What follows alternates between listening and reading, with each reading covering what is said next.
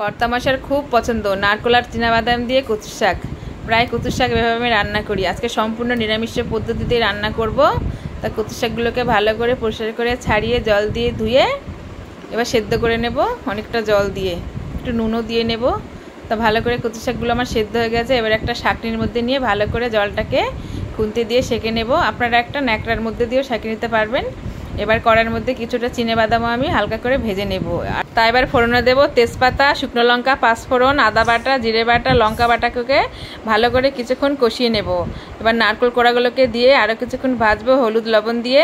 তা ভালো করে যখন মশলাটা আমার ভাজা হয়ে যাবে, এবার সেই ভাজা চিনেবাদামগুলোকে পরিষ্কার করে ছাড়িয়ে দিয়ে আরও কিছুক্ষণ ভেজে কচুর শাকগুলোকে দিয়ে অনবরত নাড়তে হবে যত অবধি না আমার কচুর শাকের গায়ের জলটা শুকোচ্ছে। এবার নামানোর আগে একটু স্বাদ মতো চিনি দেবো। চিনিটা অবশ্যই একটু বেশিই দেবো। কচুর শাকে মিষ্টি এবং ঝালটা একটু বেশিই হবে। একদম রেডি আমার কচুর শাক।